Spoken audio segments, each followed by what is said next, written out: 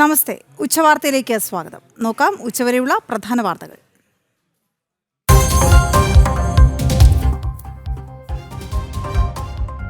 കണ്ണുള്ളവരിത് കാണണം.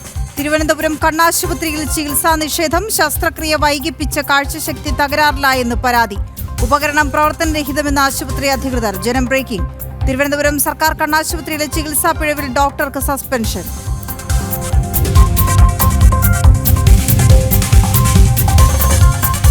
പഞ്ചാബിൽ മറ്റൊരു പാക് ചാരൻ അറസ്റ്റിൽ. പിടിയിലായത് ജ്യോതി മൽഹോത്രയുമായി അടുത്ത സുഹൃത്ത് ജസ്ബീർ സിംഗ്. അമേരിക്കയിൽ ജൈവായുധവുമായി 2 ചൈനക്കാർ പിടിയിൽ. കൂട്ടത്തിൽ യുവതിയും. ഇരുവരും ചൈനീസ് കമ്മ്യൂണിസ്റ്റ് പാർട്ടിക്കാർ.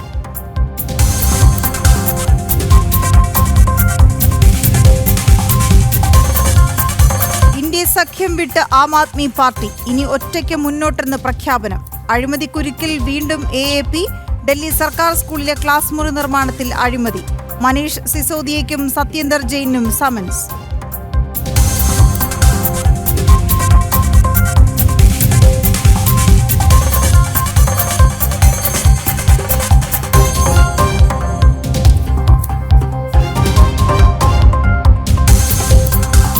പിണറായി കേരളം കണ്ട ഏറ്റവും വലിയ വഞ്ചകനെന്ന് PV അൻവർ. ശബരിമല സ്ത്രീ പ്രവേശനത്തിൽ ഹൈന്ദവരെ വഞ്ചിച്ചു. മുനമ്പം ജനതയെ വഞ്ചിച്ചു. മുഖ്യമന്ത്രി മലപ്പുറം ജില്ലയെ തള്ളിപ്പറഞ്ഞെന്നും അൻവർ.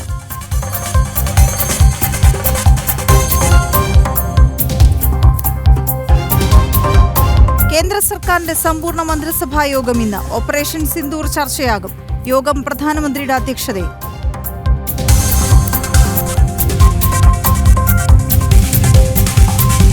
ഉത്സവലഹരിയിൽ അയോധ്യ. രാംദർബാറിൽ സീതാസമേത ശ്രീരാമ പ്രാണപ്രതിഷ്ഠ നാളെ.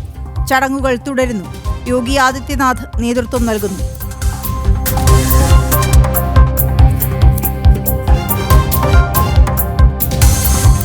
കണ്ണൂരിൽ ജില്ലാ പഞ്ചായത്ത് റോഡിൽ വൻ ഗർത്തം. ചെങ്ങളായി ചുഴലി റോഡിൽ 1.5 മീറ്ററോളം ആഴത്തിൽ വൻകുഴി. ഇതുവഴി ഗതാഗതം നിരോധിച്ചു.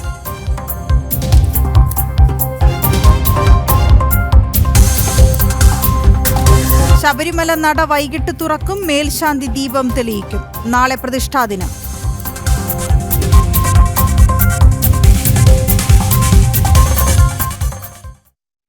തിരുവനന്തപുരം റീജിയണൽ കണ്ണാശുപത്രിയിൽ ഗുരുതര ചികിത്സാ നിഷേധം. 1.5 വർഷം ശസ്ത്രക്രിയ വൈകിപ്പിച്ച് യുവതിയുടെ കാഴ്ചശക്തി തകരാറിലാക്കിയതായി പരാതി. തിരുവനന്തപുരം ചുള്ളിമാനൂർ സ്വദേശി സുനിതയോടാണ് സർക്കാർ ആശുപത്രിയുടെ ക്രൂരത. ചികിത്സ നൽകാത്തത് റെറ്റിന ശസ്ത്രക്രിയ ഉപകരണം പ്രവർത്തനരഹിതമായതിനാലെന്ന് ആശുപത്രി അധികൃതരുടെ വിശദീകരണം. ജനം ബ്രേക്കിംഗ്.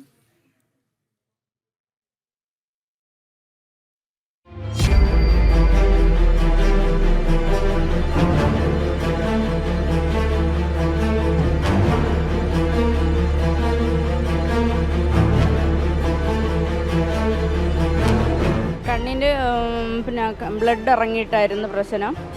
3 ലൈസറിൻ കഴിഞ്ഞായിരുന്നു. അത് കഴിഞ്ഞതിന് ശേഷമാണ് ഓപ്പറേഷൻ ചെയ്യണമെന്ന് പറഞ്ഞത്. അപ്പം എത്രയും പെട്ടെന്ന് ചെയ്യണമെന്ന് പറഞ്ഞ് ഞങ്ങൾ ഡോക്ടേഴ്സ് എഴുതി തന്ന എല്ലാ ടെസ്റ്റും ചെയ്ത് ഇവിടെ കൊണ്ടുവന്ന് കാണിച്ച് അനുശേഷം കാണിച്ച് അതിനുശേഷം വിളിക്കാമെന്ന് പറഞ്ഞിട്ട് ഒരു 3 മാസം കഴിഞ്ഞപ്പം വിളിച്ച് വരാൻ പറഞ്ഞ ഡേറ്റ് തന്നതിൻ്റെ 2 ദിവസത്തിന് മുന്നേ വിളിച്ച് പറഞ്ഞു മെഷീൻ കംപ്ലൈൻ്റാണ്, ഇനി ഒരു അറിയിപ്പ് ഉണ്ടായിട്ട് വന്നാൽ മതി. 2023 ഓഗസ്റ്റ് 10-ാം തീയതിയാണ് തലവേദനയ്ക്ക് ചികിത്സ തേടി തിരുവനന്തപുരം ചുള്ളിമാനൂർ സ്വദേശി സുനിത മെഡിക്കൽ കോളേജ് ആശുപത്രിയിൽ എത്തുന്നത്.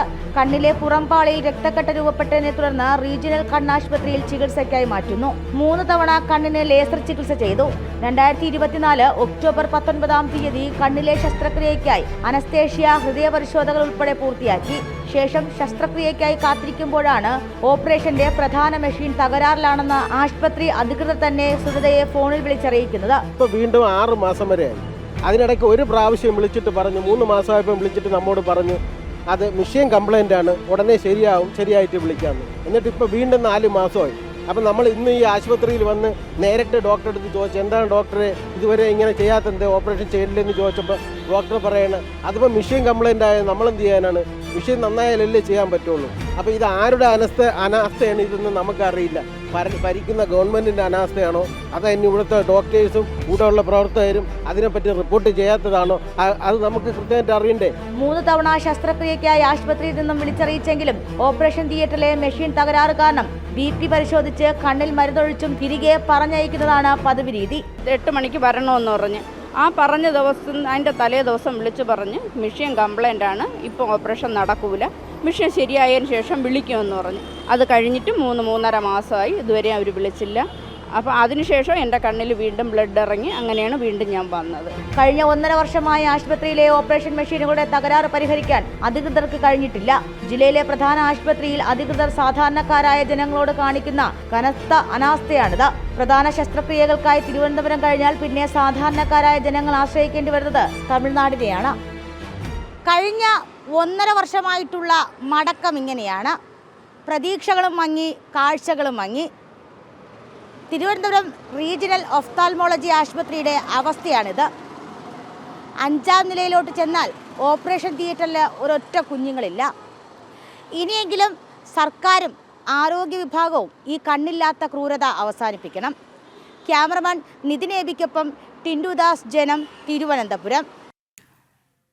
തിരുവനന്തപുരം സർക്കാർ കണ്ണാശുപത്രിയിൽ ഗുരുതര വീഴ്ച. ഇടത് കണ്ണിന് നൽകേണ്ട ചികിത്സ മാറി വലത് കണ്ണിന് നൽകിയ സംഭവത്തിൽ കണ്ണാശുപത്രിയിലെ ഡോക്ടറെ സസ്പെൻഡ് ചെയ്തു. അസിസ്റ്റന്റ് പ്രൊഫസർ SS സുജീഷിനെയാണ് അന്വേഷണ വിധേയമായി സസ്പെൻഡ് ചെയ്തത്. നീർക്കെട്ട് കുറയ്ക്കാൻ നൽകുന്ന കുത്തിവയ്പ് വലത് കണ്ണിന് മാറി നൽകുകയായിരുന്നു. ഭീമാപള്ളി സ്വദേശി അസൂറ ബീവിക്കാണ് ചികിത്സ മാറി നൽകിയത്. ശ്രീനന്ദ ചേരുന്നു വിവരങ്ങളുമായി. ശ്രീനന്ദ, വളരെ ഗുരുതരമായൊരു വീഴ്ചയാണ് സംഭവിച്ചിരിക്കുന്നത്. സസ്പെൻഡ് ചെയ്യുന്നതിലൂടെ മാത്രം ഈ പ്രശ്നം അവസാനിക്കുമോ?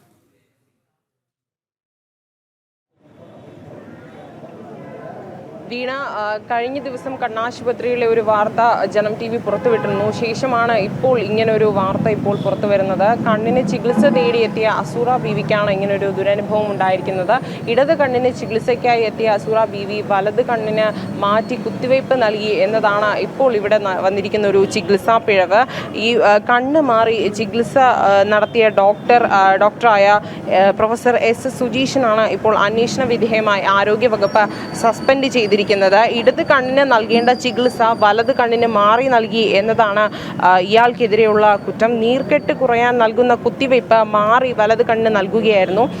സമാന രീതിയിൽ ഈ ഡോക്ടർ ചികിത്സയ്ക്കായി ഈ ഒരു രോഗിയെ ഓപ്പറേഷൻ തിയേറ്ററിലേക്ക് കയറ്റിയപ്പോൾ ആദ്യം ഇടത് കണ്ണ് വൃത്തിയാക്കിയെങ്കിലും ശേഷം റൗണ്ട്സിന് പോയിട്ട് വന്ന ഡോക്ടർ തിരിച്ച് വലത് കണ്ണിന് ചുവപ്പ് നിറം കണ്ടത് കാരണം വലത് കണ്ണിനാണ് പ്രശ്നം എന്ന് വിചാരിച്ചിട്ട് വലത് കണ്ണിലെ ചികിത്സ കുത്തിവയ്പ് മാറി നൽകുകയായിരുന്നു.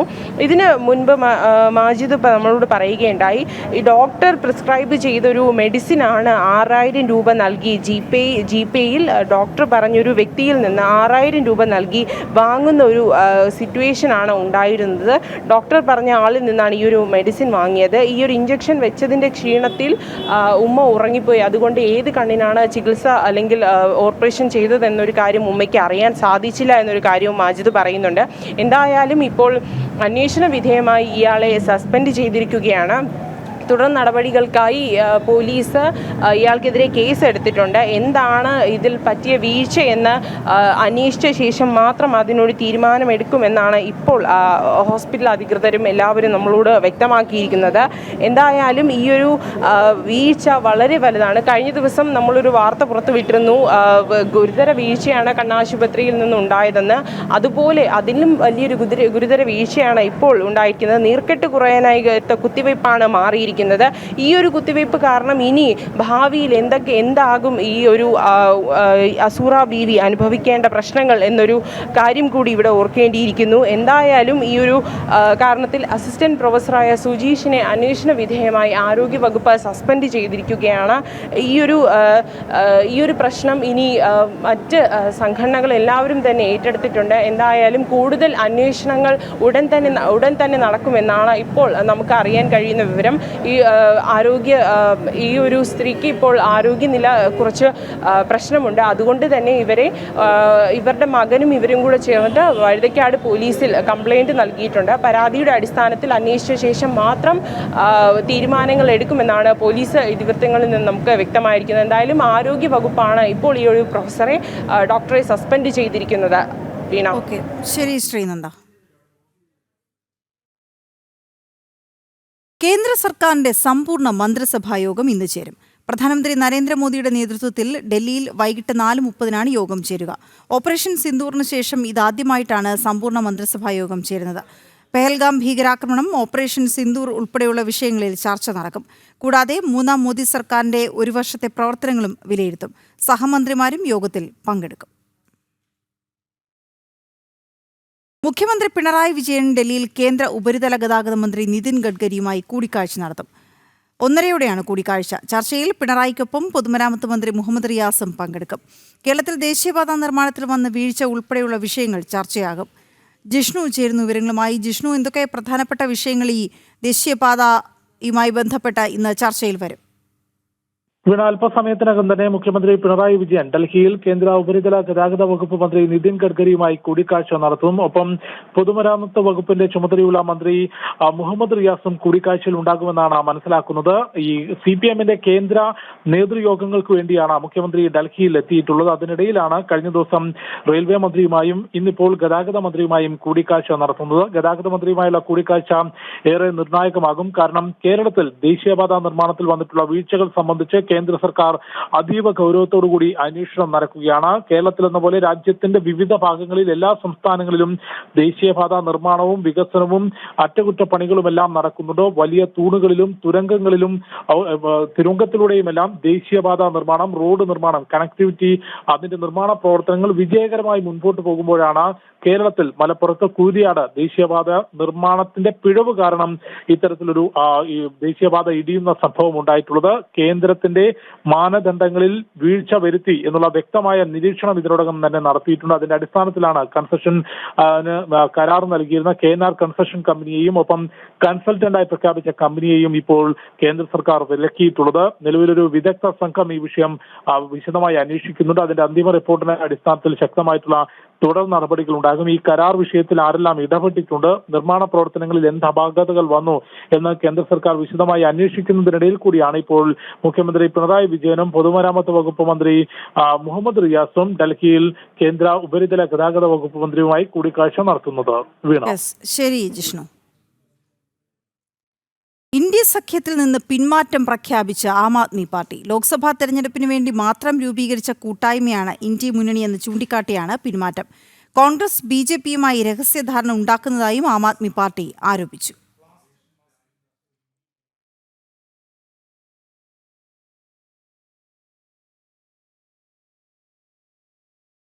അഴിമതിക്കുരുക്കിൽ വീണ്ടും AAP നേതാക്കൾ. ഡൽഹിയിലെ സർക്കാർ സ്കൂളുകളിലെ ക്ലാസ് മുറികളുടെ നിർമ്മാണത്തിൽ അഴിമതി നടത്തിയെന്ന് ആരോപിച്ച് മുൻ മന്ത്രിമാരും ആം ആദ്മി പാർട്ടി നേതാക്കളുമായ മനീഷ് സിസോദിയ, സത്യേന്ദർ ജെയിൻ എന്നിവർക്ക് അഴിമതി വിരുദ്ധ ബ്യൂറോ സമൻസ് അയച്ചു.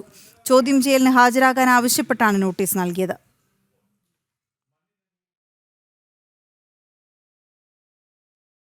പഞ്ചാബിൽ വീണ്ടും പാക് ചാരൻ പിടിയിൽ. ജസ്ബീർ സിംഗ് ആണ് പിടിയിലായത്. ജ്യോതി മൽഹോത്രയുമായി അടുത്ത ബന്ധമുള്ളയാളാണ് പിടിയിലായ ജസ്ബീർ.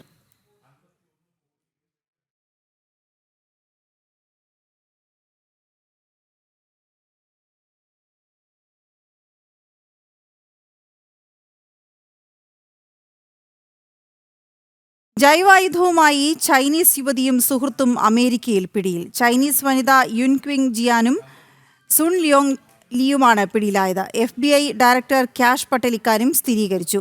ഫ്യൂസേറിയം ഗ്രാമിനീറം എന്ന ഫംഗസാണ് ഇവരിൽ നിന്ന് പിടികൂടിയത്. പിടിയിലായവർ ചൈനീസ് കമ്മ്യൂണിസ്റ്റ് പാർട്ടിയുമായി ബന്ധമുള്ളവരാണ്. ഉത്സവലഹരിയിൽ അയോധ്യ. ക്ഷേത്രത്തിന്റെ രാം ദർബാറിൽ പ്രാണപ്രതിഷ്ഠാ മഹോത്സവം നാളെ നടക്കും. പ്രാണപ്രതിഷ്ഠയോടനുബന്ധിച്ച് 3 ദിവസത്തെ പൂജാകർമ്മങ്ങൾ ഇന്നലെ ആരംഭിച്ചിരുന്നു. മുഖ്യമന്ത്രി യോഗി ആദിത്യനാഥിന്റെ മേൽനോട്ടത്തിലാണ് ചടങ്ങുകൾ.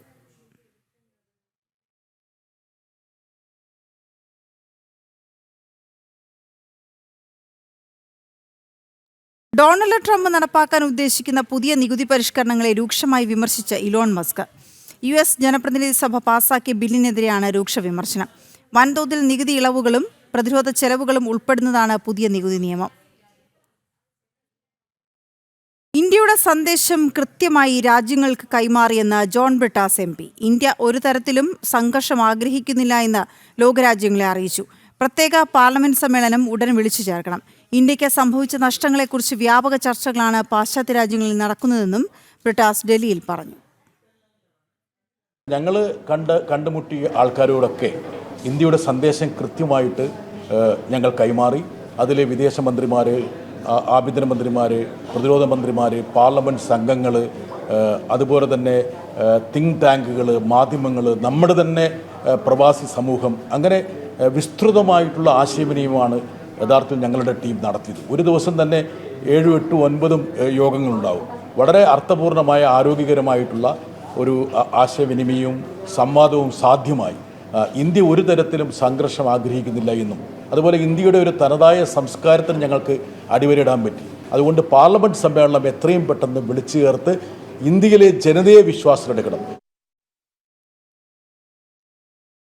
ഭാരതത്തിനെതിരെ വിദ്വേഷ പ്രചാരണം നടത്തിയ പാക് ക്രിക്കറ്റർ ഷാഹിദ് അഫ്രീദിക്ക് സ്വീകരണമൊരുക്കിയ ക്യൂബ സംഘാടകർ നിയമക്കുരുക്കിലേക്ക്. കേന്ദ്ര ആഭ്യന്തര മന്ത്രാലയത്തിനും NIAയ്ക്കും ലഭിച്ച പരാതികളിൽ വൈകാതെ ശക്തമായ അന്വേഷണമുണ്ടാകും. കേന്ദ്ര രഹസ്യാന്വേഷണ വിഭാഗങ്ങളും വിഷയത്തെ ഗൗരവമായാണ് കാണുന്നത്. ഭാരതീയ പ്രവാസി ഫെഡറേഷൻ ഇന്നലെ കളമശ്ശേരി പോലീസിൽ പരാതി നൽകിയിരുന്നു.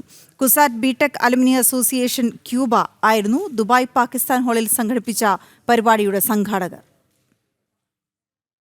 കുസാറ്റ് ബിടെക് അലുമിനി അസോസിയേഷൻ ഭാരവാഹികളുടെ പശ്ചാത്തലം, സംഘടനയുടെ പേരിൽ മുമ്പ് നടത്തിയ പരിപാടികൾ, ലക്ഷ്യങ്ങൾ എന്നീ വിവരങ്ങളെല്ലാം വിവിധ രഹസ്യാന്വേഷണ വിഭാഗങ്ങൾ ശേഖരിക്കുന്നുണ്ട്. ഇടത് കോൺഗ്രസ് അനുഭാവികളാണ് പ്രധാന സ്ഥാനങ്ങളിലുള്ളത്. കേന്ദ്ര ആഭ്യന്തര മന്ത്രാലയം, വിദേശകാര്യ മന്ത്രാലയം, ദേശീയ അന്വേഷണ ഏജൻസികൾക്കെല്ലാം ലഭിച്ച പരാതികളെ ഗൗരവത്തിലെടുത്ത് തുടർ നടപടികളിലേക്ക് കടക്കുകയാണ്. ഭാരതത്തിൽ തിരിച്ചെത്തിയാൽ അലുമിനി അസോസിയേഷൻ ഭാരവാഹികളെ കാത്തിരിക്കുന്നത് കടുത്ത നിയമ നടപടികളാണ്.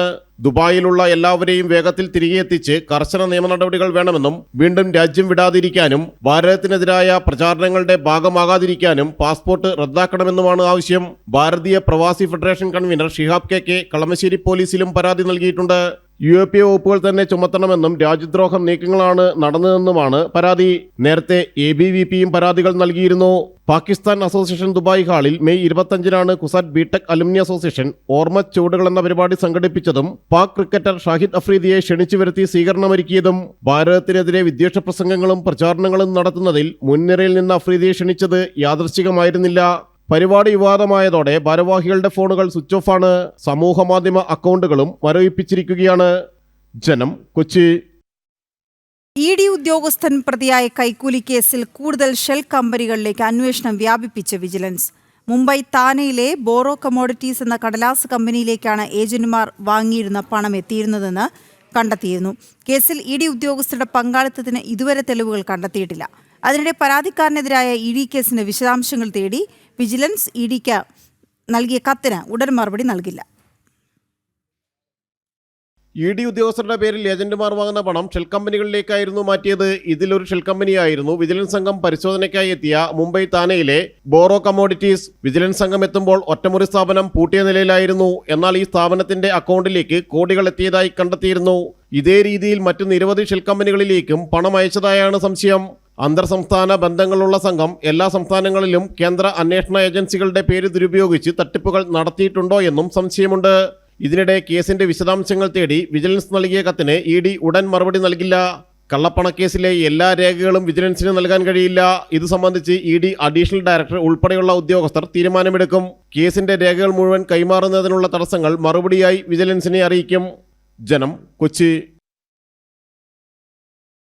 അറബിക്കടലിൽ കപ്പൽ മുങ്ങിയതിനു ശേഷം തീരത്തടിഞ്ഞ പ്ലാസ്റ്റിക് മാലിന്യം നീക്കം ചെയ്യുന്നതിൽ മെല്ലെപ്പോക്ക് തുടർന്ന് സർക്കാർ. മലിനീകരണ നിയന്ത്രണ ബോർഡ് പ്ലാസ്റ്റിക് തരികൾ നീക്കം ചെയ്യും എന്നുള്ള സർക്കാരിന്റെ പ്രഖ്യാപനം പാഴ്വാക്കാക്കുകയാണ്. സർക്കാരിന് കഴിയില്ലെങ്കിൽ തീരശുചീകരണം തങ്ങളെ ഏൽപ്പിക്കണമെന്നാണ് തീരദേശവാസികൾ പറയുന്നത്. മുങ്ങിയ കപ്പലിലെ കണ്ടെയ്നറുകളിൽ നിന്നും അടിഞ്ഞ പ്ലാസ്റ്റിക് തരികൾ തീരത്തുനിന്ന് മാറ്റുന്ന പ്രവർത്തനങ്ങൾ പൂർണ്ണമായും നിലച്ചു. തീരത്തടിഞ്ഞ പ്ലാസ്റ്റിക് തരികൾ പൂർണ്ണമായും നീക്കം ചെയ്യുന്നത് എളുപ്പമല്ല എന്ന് വിദഗ്ധർ പറയുന്നു. വളരെ അശാസ്ത്രീയമായ രീതിയിലുള്ള ഒരു എന്താണ് പറയുന്ന ഒരു ഡിസ്പോസൽ, നമ്മളൊരു സംഭവം നടന്നു കഴിഞ്ഞാൽ അതിനെ ഡിസ്പോസ് ചെയ്യുന്ന ഒരു രീതി ഉണ്ടല്ലോ. ആ ഡിസ്പോസ് ചെയ്യുന്ന അതിൻ്റെ വേസ്റ്റ് ആയാലും അതിൻ്റെ അലയുടെ ഉൽപ്പന്നങ്ങളായാലും ഡിസ്പോസ് ചെയ്യുന്ന രീതിയിൽ വലിയ അലംഭാവമാണ്. ഒന്ന്, നമുക്കതൊരു പരിചയക്കുറവുണ്ട്. രണ്ടാമത്, നമുക്ക് ഈ പറഞ്ഞ പോലെ ഒരു പ്രാക്ടിക്കൽ എക്സ്പീരിയൻസിൻ്റെ ഒരു പ്രശ്നമുണ്ട്. നമുക്കത് ചെയ്തുള്ള ഒരു പരിചയം നമ്മൾ കണ്ടിട്ടുമില്ല. ആദ്യമായിട്ടാണ് ഇങ്ങനെയൊക്കെ സംഭവിക്കുന്നത് കേരളത്തിൽ.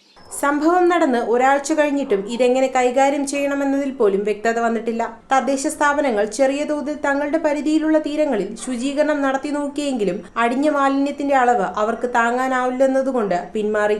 വകുപ്പുകൾ തമ്മിലുള്ള ഏകോപനമില്ലായ്മയും പ്രവർത്തനങ്ങൾക്ക് തടസ്സമാകുന്നുണ്ട്. വർക്കല, സെന്റ് ആൻഡ്രൂസ്, തുമ്പ, സൗത്ത് തുമ്പ, ശംഖുമുഖം, ആഴിമല, അടിമലത്തുറ, കോവളം തുടങ്ങിയ തീരങ്ങളിലാണ് ജില്ലയിൽ പ്രധാനമായും മാലിന്യം അടിഞ്ഞുകൂടിയത്. നിലവിൽ പ്ലാസ്റ്റിക് തരികൾ തീരമാകെ പരന്നുകിടക്കുകയാണ്.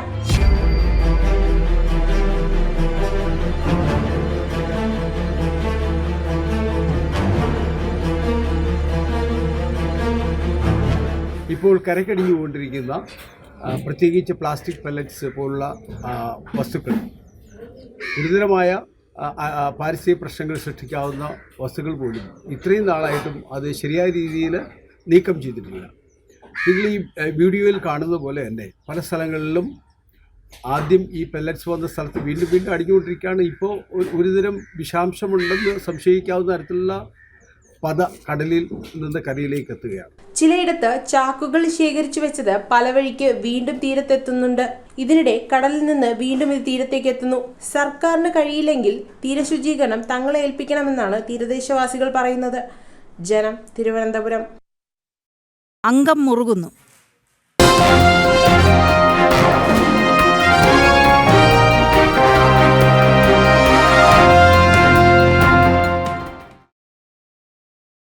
മുഖ്യമന്ത്രിക്കെതിരെ വീണ്ടും രൂക്ഷ വിമർശനവുമായി മുൻ MLA PV അൻവർ. മുഖ്യമന്ത്രി കേരളത്തിലെ ജനങ്ങളെ വഞ്ചിച്ചുകൊണ്ടിരിക്കുകയാണെന്ന് അൻവർ. LDF കൺവെൻഷനിൽ PV അൻവറിനെതിരായ പരാമർശത്തിന് മറുപടി പറയുകയായിരുന്നു അദ്ദേഹം. കൂടെയുള്ളവരെ പോലും വഞ്ചിക്കുന്ന നിലപാടാണ് പിണറായി വിജയൻ്റേത്. VS അച്യുതാനന്ദനെ ആദ്യം വഞ്ചിച്ചു, ഇപ്പോൾ കേരളത്തിലെ ജനങ്ങളെ വഞ്ചിക്കുന്നു. കേരളം കണ്ട ഏറ്റവും വലിയ വഞ്ചകനാണ് പിണറായി വിജയനെന്നും PV അൻവർ പറഞ്ഞു. സത്യത്തിൽ അദ്ദേഹം വഞ്ചന നടത്തിയത് കേരളത്തിൽ ആദ്യമായിട്ട് കമ്മ്യൂണിസ്റ്റ് പ്രസ്ഥാനത്തോടും കമ്മ്യൂണിസ്റ്റ് പ്രസ്ഥാനത്തെയും തൊഴിലാളികളെയും സ്നേഹിക്കുന്ന VS അച്യുതാനന്ദനെയും വഞ്ചിച്ചുകൊണ്ടാണ്. ആ വഞ്ചനയുടെ ഫലമാണ് സത്യത്തിൽ ഇന്ന് അദ്ദേഹത്തിൻ്റെ മുഖ്യമന്ത്രി പദം പോലും. ഏറ്റവും കൂടുതൽ കള്ളക്കടത്ത് നടക്കുകയും 150 കോടിയുടെ കുഴൽപ്പണവും അതുപോലെ തന്നെ 150 കിലോ സ്വർണവും മലപ്പുറത്ത് എയർപോർട്ടിലൂടെ ഒഴുകുന്നു. ആ പണം ദേശവിരുദ്ധ പ്രവർത്തനത്തിന് ഉപയോഗിക്കുന്നു എന്ന നമ്മൾ ആരും ചിന്തിക്കാത്ത സ്റ്റേറ്റ്മെൻറ്റാണ്. അങ്ങനെ ഈ സമൂഹത്തെ മുഴുവൻ, ഈ ജില്ലയെ മുഴുവൻ വഞ്ചിച്ചവനാണ് ഈ പറയുന്ന മുഖ്യമന്ത്രി. പിന്നെ ക്രൈസ്തവ സമുദായത്തിനോട് മുനമ്പം വിഷയം ഞങ്ങൾ പരിഹരിക്കുമെന്ന് പറഞ്ഞു. ആരാ മുനമ്പം വിഷയം ഉണ്ടാക്കിക്കൊണ്ടുവന്നത്? ആ സമുദായത്തെ ആകെ വഞ്ചിച്ചാണ് ഇപ്പോഴും മുഖ്യമന്ത്രി ഇരിക്കുന്നത്. വഞ്ചന നടത്തിയത് ഈ ക്രൈസ്തവ സമുദായത്തോടും മുനമ്പത്തെ മനുഷ്യരോടും അല്ലേ? നിലമ്പൂരിൽ മലപ്പുറത്തെ ചൊല്ലി UDF LDF വാക്പോര്. മുഖ്യമന്ത്രിയുടെ മലപ്പുറം പരാമർശമാണ് UDFും PV അൻവറും ചർച്ചയാക്കുന്നത്. മുഖ്യമന്ത്രി ദ ഹിന്ദുവിന് നൽകിയ അഭിമുഖത്തിൽ മലപ്പുറത്ത് വലിയ തോതിൽ കള്ളക്കടത്തും ഹവാല ഇടപാടും നടത്തുന്നതായും ഇതിലൂടെയുള്ള പണം രാജ്യദ്രോഹ പ്രവർത്തനങ്ങൾക്ക് ഉപയോഗിക്കുന്നതായും പറഞ്ഞിരുന്നു. ഈ പരാമർശമാണ് വീണ്ടും ചർച്ചയാകുന്നത്. അരുൺ ആലത്തൂർ ചേരുന്നു വിവരങ്ങളുമായി. അരുൺ, വീണ്ടും ഈ വിഷയം നിലമ്പൂർ ഉപതെരഞ്ഞെടുപ്പുമായി ബന്ധപ്പെട്ട് ഉയർന്നു വരികയാണ്. എന്തൊക്കെയാണ് പുതിയ വാദങ്ങൾ?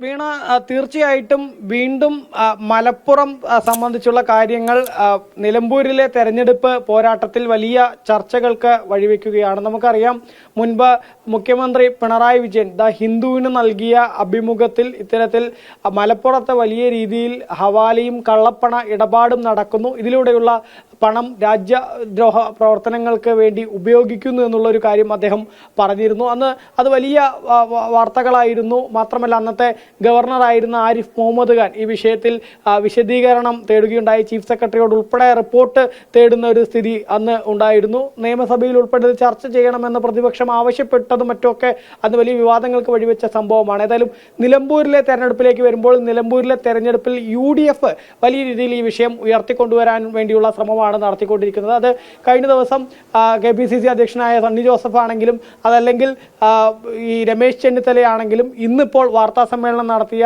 VD സതീശനാണെങ്കിലും ഒപ്പം തന്നെ UDFന്റെ സ്ഥാനാർത്ഥിയായ ആര്യാടൻ ഷൗക്കത്താണെങ്കിലും ഒക്കെ സജീവമായിട്ട് തന്നെ ഈ വിഷയം ഉന്നയിക്കുന്നു എന്നുള്ളതാണ് കാണാൻ സാധിക്കുന്നത്. മുഖ്യമന്ത്രിയും CPM ഒക്കെ മലപ്പുറത്തെ പൂർണ്ണമായും അവഹേളിക്കുകയും തെറ്റായ രീതിയിൽ ചിത്രീകരിക്കുകയും ചെയ്യുന്ന ആളുകളാണ്. ഒപ്പം മലപ്പുറത്തെ വികസന പ്രവർത്തനങ്ങൾക്ക് യാതൊന്നും ചെയ്യുന്നില്ല എന്നുള്ള കാര്യങ്ങൾ ഉൾപ്പെടെയാണ് ഇവർ പറയുന്നത്.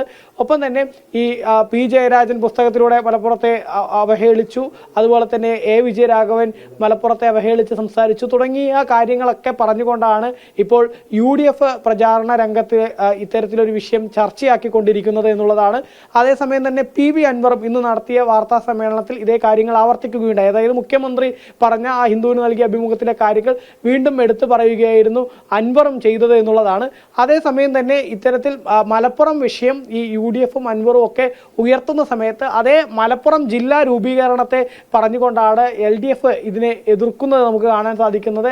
LDF സ്ഥാനാർത്ഥിയായ സ്വരാജ് ഉൾപ്പെടെ പറയുന്നത് മലപ്പുറം രൂപീകരണത്തിന് എതിരായിരുന്നു UDF എന്നുള്ളതാണ്. അന്ന് UDF വലിയ രീതിയിൽ പ്രതിഷേധ പ്രകടനങ്ങളും പ്രക്ഷോഭങ്ങളും ഒക്കെ ആയിരുന്നു ഈ മലപ്പുറം ജില്ലാ രൂപീകരണ സമയത്ത് ഇതിനെതിരെ സംഘടിപ്പിച്ചത്. മലപ്പുറം ജില്ലാ രൂപീകരണത്തിന് കാരണമായത് അത് EMS ആണ്. EMSന്റെ നിലപാടുകളാണ് മലപ്പുറം ജില്ലാ രൂപീകരണത്തിന് തന്നെ കാരണമായത് എന്നുള്ളതാണ്. അന്ന് മുസ്ലിം ലീഗ് മുന്നണിയുടെ ഭാഗമായിരുന്നു എങ്കിൽ പോലും മുസ്ലിം ലീഗിന്റെ കുറച്ച് ആളുകൾ മാത്രമേ ഉണ്ടായിരുന്നുള്ളൂ. അതിനപ്പുറം ഇടതുപക്ഷം വിചാരിച്ചത് കൊണ്ട് മാത്രമാണ് മലപ്പുറം ജില്ല ഉണ്ടായത്. അതുകൊണ്ട് തന്നെ ഈ മലപ്പുറം ജില്ലാ രൂപീകരണത്തെ പോലും എതിർത്ത ആളുകളാണ് UDF. അവരാണ് മുഖ്യമന്ത്രി പറയാത്ത കാര്യങ്ങൾ പറഞ്ഞു എന്നൊക്കെ തെറ്റിദ്ധാരണ പരത്തിക്കൊണ്ട് ഇത്തരമൊരു വിഷയം ഉയർത്തുന്നത് എന്ന് പറഞ്ഞുകൊണ്ടാണ് LDF തിരിച്ചടിക്കുന്നത്. ഏതായാലും ഈ ഒരു വിഷയം മലപ്പുറവുമായി ബന്ധപ്പെട്ട രണ്ട് തരത്തിലുള്ള ആരോപണ പ്രത്യാരോപണങ്ങളാണ് നിലമ്പൂരിലെ പോരാട്ടത്തിൽ ഇപ്പോൾ സജീവ ചർച്ചയായിക്കൊണ്ടിരിക്കുന്നത്. ഓക്കെ, ശരി അരുൺ. ഉന്നത പോലീസ് ഉദ്യോഗസ്ഥരുടെ ഫോൺ ചോർത്തി എന്ന വിവാദത്തിൽ PV അൻവറിന് വീണ്ടും ഹൈക്കോടതി നോട്ടീസ്. CBI അന്വേഷണം ആവശ്യപ്പെട്ടുള്ള ഹർജിയിലാണ് നോട്ടീസ്. ആദ്യ നോട്ടീസ് കൈപ്പറ്റാത്ത സാഹചര്യത്തിലാണ് വീണ്ടും നോട്ടീസ് അയച്ചത്. രേഷ്മ ബാബു ചേരുന്ന വിവരങ്ങളുമായി. രേഷ്മ, ഈ സാഹചര്യത്തിൽ ഇതിന് വളരെ രാഷ്ട്രീയമായി കൂടി ഒരു പക്ഷേ തെരഞ്ഞെടുപ്പ് പ്രചാരണ രംഗത്തുകൂടി ഇതിന് പ്രാധാന്യമുണ്ട്. വിവരങ്ങൾ എന്താണ്? വീണ, നേരത്തെ തന്നെ ഇതുമായി ബന്ധപ്പെട്ടുള്ള CBI അന്വേഷണം ആവശ്യപ്പെട്ട് ഹൈക്കോടതിയിൽ ഹർജി എത്തിയിരുന്നു. അതായത് PV അൻവർ ഉന്നത പോലീസ് ഉദ്യോഗസ്ഥരുടെ അടക്കം ഫോൺ ചോർത്തി എന്ന സംഭവത്തിൽ സമഗ്രമായിട്ടുള്ള അന്വേഷണം കേന്ദ്ര ഏജൻസിയെ തന്നെ ഏൽപ്പിക്കണമെന്ന് ആവശ്യപ്പെട്ടുകൊണ്ട് കൊല്ലം സ്വദേശിയാണ് ഹൈക്കോടതിയെ സമീപിച്ചത്. അങ്ങനെ ആദ്യഘട്ടത്തിൽ ഹൈക്കോടതി സിംഗിൾ ബെഞ്ച് PV അൻവറിന് നോട്ടീസ് അയക്കുകയും അതോടൊപ്പം തന്നെ പോലീസിനോട് ഇക്കാര്യത്തിൽ വിശദീകരണം ആവശ്യപ്പെടുകയും ചെയ്തിരുന്നു. പക്ഷേ ആ നോട്ടീസ് കൈപ്പറ്റാനായിട്ട് PV അൻവറിന് സാധിച്ചില്ല. ഈ ഒരു സാഹചര്യത്തിൽ തന്നെയാണ് വീണ്ടും ഈ ഹർജി ഇന്ന് പരിഗണിച്ച സമയത്ത് സിംഗിൾ ബെഞ്ച് PV അൻവറിന് നോട്ടീസ് അയച്ചിരിക്കുന്നത്. നേരത്തെ സംസ്ഥാന പോലീസ് ഹൈക്കോടതിയിൽ വ്യക്തമാക്കിയത് PV അൻവറിനെതിരായിട്ടുള്ള ഈ ഒരു ആക്ഷേപത്തിൽ അല്ലെങ്കിൽ ഇതുമായി ബന്ധപ്പെട്ട് കേസെടുക്കുവാൻ തക്ക തെളിവുകളൊന്നും തന്നെ ശേഖരിക്കാൻ സാധിച്ചിട്ടില്ല. അതുകൊണ്ട് കേസ് എടുക്കേണ്ടതില്ല എന്നുള്ള ഒരു നിലപാടായിരുന്നു ആദ്യഘട്ടത്തിൽ ഈ ഹർജി വന്ന സമയത്ത് സംസ്ഥാന പോലീസ് ഹൈക്കോടതിയിൽ സ്വീകരിച്ചത്. എന്തായാലും PV അൻവറിന് നോട്ടീസ് അയച്ചിരിക്കുന്ന ഒരു സാഹചര്യം എന്ന് പറഞ്ഞാൽ നിലവിൽ PV അൻവറിന് ഈ വിഷയത്തിൽ എന്താണ് മറുപടി നൽകാനുള്ളത്, ഇതടക്കമുള്ള കാര്യങ്ങൾ രേഖാമൂലം തന്നെ അഭിഭാഷകൻ മുഖേന PV അൻവർ ഹൈക്കോടതിയിൽ ബോധിപ്പിക്കണം. ആദ്യഘട്ടത്തിൽ നോട്ടീസ് അയച്ചിട്ട് മറുപടി ലഭിക്കാത്ത സാഹചര്യത്തിൽ തന്നെയാണ് രണ്ടാമതും നോട്ടീസ് അയച്ചുകൊണ്ടുള്ള ഹൈക്കോടതി സിംഗിൾ ബെഞ്ചിന്റെ നടപടി. നേരത്തെ അൻവർ തന്നെയാണ് ഇത്തരത്തിൽ താൻ ഉന്നത പോലീസ് ഉദ്യോഗസ്ഥരുടെ അടക്കം ഫോൺ ചോർത്തി എന്നുള്ള പരസ്യമായിട്ടുള്ള ഒരു പ്രഖ്യാപനം നടത്തിയത്. അതിന് തൊട്ടു പിന്നാലെ പോലീസ് പ്രാഥമിക അന്വേഷണം നടത്തിയെങ്കിലും കേസ് എടുക്കേണ്ടതില്ല എന്നുള്ള ഒരു നിലപാടായിരുന്നു സ്വീകരിച്ചത്. എന്തായാലും ഇനി അൻവറിന്റെ മറുപടി കേട്ട ശേഷമായിരിക്കും ഈ CBI അന്വേഷണം ആവശ്യപ്പെട്ടുള്ള ഹർജിയിൽ ഹൈക്കോടതി തുടർ തീരുമാനങ്ങൾ സ്വീകരിക്കുക. വീണ, ഓക്കെ, ശരി. വ്യാജ പരാതിയിൽ യുവാവിനെ പോലീസ് മർദ്ദിച്ചതായി പരാതി. തിരുവനന്തപുരം പാലോട് ഇടിഞ്ഞാർ സ്വദേശി സന്ദീപിനെയാണ് പോലീസ് മർദ്ദിച്ചത്. പാലോട് പോലീസ് സ്റ്റേഷനിൽ ഉദ്യോഗസ്ഥരാണ് തന്നെ മർദ്ദിച്ചതെന്ന് സന്ദീപ് പരാതി പറയുന്നു. അവർ വന്ന് എൻ്റെ എതിർഭാഗമെന്ന് പറയുന്ന അവരെ എൻ്റെ പേരിൽ പരാതി കൊടുത്ത് അവർ വന്ന് എന്നെ നേരെ അവരെയും കൊണ്ട് വിളിച്ചുകൊണ്ട് വന്ന് കാര്യം ചോദിച്ചു അവരെ ഞാൻ ചീത്ത പറഞ്ഞു എന്നും പറഞ്ഞെടുക്കണം. ഞാനും എൻ്റെ ഭാര്യയും കൂടെ വഴക്ക് കൂടിക്കൊണ്ടിരുന്ന സമയത്താണ് ഇവർ കയറി വന്ന് ഈ അവർ വന്ന് പ്രശ്നം ഉണ്ടായെന്നും പറഞ്ഞു കൊണ്ടുവന്ന് കേസ് കൊടുത്തത്. അതിനുശേഷം അവരെൻ്റെ അടുത്ത് പറഞ്ഞു മാപ്പ് പറയാൻ പറഞ്ഞു. ഞാൻ പറഞ്ഞു ഞാൻ ആരും ചീത്ത വിളിച്ചിട്ടില്ല, മാപ്പ് പറയാൻ എന്നെ കൊണ്ട് പറ്റത്തില്ല എന്ന് പറഞ്ഞു. ചെയ്യാത്ത കാര്യമില്ല, എന്തിനാ മാപ്പ് പറയണേന്ന് ഞാൻ ചോദിച്ച് അവരൊന്ന് തിരക്കി ഇവിടെ വന്ന് അന്വേഷിക്കുക, എൻ്റെ ഭാര്യയുടെ അടുത്ത് ചോദിക്കുക, അല്ലെ ഇവിടെ ആരുടെ അടുത്തൊന്നും ഒന്നും ചോദിക്കാതെയാണ് വിളിച്ചു വരുത്തി അവിടെ കൊണ്ടുവന്നു. അപ്പം അവരുടെ അടുത്ത് പറഞ്ഞു നിങ്ങൾ പൊയ്ക്കോ, പൊയ്ക്കോ, വേറെ കുഴപ്പമില്ല, ഇവൻ്റെ കാര്യം ഞങ്ങളെ നോക്കിക്കോളാമെന്നും പറഞ്ഞ് വിളിച്ചകത്തുകൊണ്ട് പോയിട്ട് ഒരു യൂണിഫോം ഇട്ട ഉദ്യോഗസ്ഥൻ പറഞ്ഞിട്ട് കേൾക്കാത്തെന്തിനാന്ന് പറഞ്ഞ് യൂണിഫോം ഇടാത്ത 2 പോലീസുകാർ അവിടെ നിന്ന് അകത്തുനിന്ന് വെളിയിലോട്ടൊന്ന് എന്നെ പിടിച്ച് വേറെ റൂമിലോട്ട് കൊണ്ടുപോയിട്ട് അവിടെ ഇട്ട് അടിക്കുകയാണ് ചെയ്തത്. എൻ്റെ ഷർട്ടെല്ലാം ഇന്നലെ വലിച്ച് കീറി എന്നെ ഇഷ്ടംപോലെ അടിക്കുകയൊക്കെ ചെയ്തു. എന്നിട്ട് പറഞ്ഞ് നിനക്ക് മാപ്പ് പറയാൻ പറ്റൂലേ, മാപ്പ് പറഞ്ഞാൽ തീരാന്നുള്ള കേസുള്ളൂ, ഇങ്ങനെ അടി വാങ്ങണം എന്തിനെന്ന് ചോദിച്ചു. നമ്മൾ സാറേ ഞാൻ ഒരു തെറ്റും ചെയ്തിട്ടില്ല, പിന്നെ എന്തിനാണ് നിങ്ങളൊന്നും തിരക്ക പോലും ചെയ്തില്ല, എന്നെ വിളിച്ചു വരുത്തി നിങ്ങൾ വിളിച്ചപ്പോഴത്തേക്ക് ഞാൻ ഓടി വന്നതാണ് ഞാൻ ചെയ്ത തെറ്റെന്ന് പറഞ്ഞു. 3 ദിവസം കൊണ്ട് ഈ വീടൊക്കെ. അഖിൽ ചേരുന്ന വിവരങ്ങളുമായി. അഖിൽ, എന്താണ് സന്ദീപ് പറയുന്നത്? വീണ, കയ്യൂക്കുള്ളവൻ കാര്യക്കാരനാണെന്ന ഒരു നാട്ടിൻ പുറത്ത് ഒരു ചൊല്ലുണ്ട്. അതുപോലെയാണ് കേരളത്തിലെ പോലീസിന്റെ ഇപ്പോഴത്തെ അവസ്ഥയിൽ പോകുന്നത്. ദിവസങ്ങൾക്ക് മുമ്പാണ് ഇതേ പാലോടിന് സമീപത്ത് ചുള്ളിമാനൂരുള്ള ഒരു ദളിത് സ്ത്രീയോട് വ്യാജ മാലമോഷണ കേസുമായി ബന്ധപ്പെട്ട് പേരൂർക്കട പോലീസ് അതിക്രൂരമായി മാനസികമായി അവരെ പീഡിപ്പിക്കുന്ന ഒരു സാഹചര്യമുണ്ടായി. 20 മണിക്കൂറോളമാണ് ആ സ്ത്രീയെ പോലീസ് സ്റ്റേഷനിൽ തടഞ്ഞു വെക്കുകയും കുടിക്കാൻ വെള്ളം പോലും നൽകിയിട്ടില്ല എന്ന ഒരു പരാതി ഉയർന്നു വരുന്നത്. അതിന് സമാനമായ രീതിയിൽ തന്നെയാണ് ഇന്നലെ പാലോട് പോലീസ് സ്റ്റേഷനിലും ഉണ്ടായിരിക്കുന്നത്. ഞാനിപ്പോൾ നിൽക്കുന്നത് പാലോട് ഇടിഞ്ഞാറുള്ള സന്ദീപിന്റെ വീട്ടിലാണ്. ഈ വീട് കാണുമ്പോൾ തന്നെ നമുക്കറിയാൻ പറ്റും ഇവിടെ വലിയ രീതിയിൽ ലൈഫ് ഭവന പദ്ധതി അടക്കം നടത്തി കേരളത്തിൽ വലിയ വിപ്ലവം സൃഷ്ടിച്ചിട്ടുണ്ട് എന്ന് മുഖ്യമന്ത്രിയും അതുപോലെ തന്നെ സർക്കാർ സംവിധാനങ്ങളും എല്ലാം അവകാശപ്പെടുന്നിടത്താണ് ഒരു വഴി പോലുമില്ലാത്ത, അല്ലെങ്കിൽ ഒരു ഇത്രയും പിന്നോക്കം നിൽക്കുന്ന ഒരു പാവപ്പെട്ട ചെറുപ്പക്കാരനെ തൊട്ടടുത്ത ഒരു അയൽവാസി നൽകിയ ഒരു പരാതിയിൽ വന്നൊന്ന് അന്വേഷിച്ച്, ഒരു പോലീസിലൊരു പരാതി ലഭിക്കുന്ന സമയത്തൊക്കെ വന്ന് അന്വേഷിച്ച് നോക്കിയതിനു ശേഷമാണ്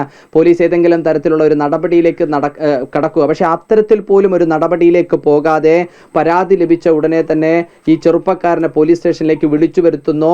ആ ഒരു പരാതി ലഭിച്ചാൽ അത് അന്വേഷിച്ചു നോക്കി അതിൽ FIR ഇട്ട് അതിൻ്റെ തുടർ നടപടികളുമായി മുന്നോട്ട് പോകേണ്ട പോലീസ് എന്തിനാണ് മാപ്പ് പറയിച്ച് അല്ലെങ്കിൽ ആ തരത്തിലുള്ള ക്ഷമാപണം നടത്തി പറഞ്ഞയക്കുന്ന തരത്തിലേക്ക് പോവുക? നമ്മൾ ബിന്ദുവിൻ്റെ കാര്യത്തിലും കണ്ടതാണ്. വീട്ടുടമയായ ഓമന ഡാനിയലിനോട് മാപ്പ് പറയാനാണ് പേരൂർക്കട പോലീസും ആവശ്യപ്പെട്ടത്. ഇത് അതേ സമാനമായ രീതിയിൽ തന്നെയാണ് പാലോടുള്ള പോലീസും ഇപ്പോൾ സന്ദീപിനോട് ആവശ്യപ്പെട്ടത്. ഇപ്പോൾ സന്ദീപും കുടുംബവും ഒക്കെ നമ്മളോട് ചേരുന്നുണ്ട്. ഇപ്പോൾ നമ്മൾ കാണുന്നത് പോലെ സന്ദീപിനെ പാലോട് ആശുപത്രിയിലെ അവർ മെഡിക്കൽ കോളേജിലേക്ക് ചികിത്സയ്ക്ക് വേണ്ടി പോകണമെന്ന നിർദ്ദേശമാണ് നൽകിയിരുന്നത്. പക്ഷെ അതിനുപോലും കഴിയാത്ത, സാമ്പത്തിക സ്ഥിതിയില്ലാത്ത അവസ്ഥയിൽ സന്ദീപ് വീട്ടിൽ തന്നെ ഇരിക്കുന്ന ഒരു സ്ഥിതിവിശേഷമാണ്. സന്ദീപ്, പോലീസ് സ്റ്റേഷനിലേക്ക് പരാതി ലഭിച്ചതിൻ്റെ പശ്ചാത്തലത്തിൽ സന്ദീപിനെ വിളിച്ചു വരുത്തുന്നു. പോലീസ് ആദ്യം എന്താണ് ചോദിക്കുന്നത് സന്ദീപിനോട്? ആദ്യം എൻ്റെ അടുത്ത് ചോദിക്കുന്നത് നീ എന്തിനാണ് അവരെ ചീത്ത വിളിച്ചതെന്നാണ് ചോദിച്ചത്. ഞാൻ പറഞ്ഞു സാറേ ഞാൻ ചീത്ത വിളിച്ചിട്ടില്ല. അവൻ പറഞ്ഞ് ചീത്ത വിളിക്കാതെ എന്തിനാണ് അവരിവിടെ പരാതി കൊണ്ട് തരുന്നതെന്ന് ചോദിച്ചു. ഞാൻ പറഞ്ഞു സാറേ നിങ്ങൾ അന്ന് അന്വേഷിച്ച് നോക്കണം, അവിടെ വന്ന് അന്ന് അന്വേഷിച്ച് നോക്കണം, വഴി എൻ്റെ വീട്ടിൻ്റെ തൊട്ട് ഫ്രണ്ട് വഴിയാണെന്നാണ് പറഞ്ഞേക്കണം. അപ്പോഴത്തേക്ക് അവർ ഒന്നും തിരക്കാതെ പോലും കുഴപ്പമൊന്നുമില്ല, ഇപ്പോൾ ഇവിടെ ഒരു മാപ്പ് പറഞ്ഞിട്ട് പോയാൽ മതി. ഞാൻ പറഞ്ഞു സാറേ ഇല്ല, ഞാൻ മാപ്പ് പറയത്തില്ല എന്ന് പറഞ്ഞു.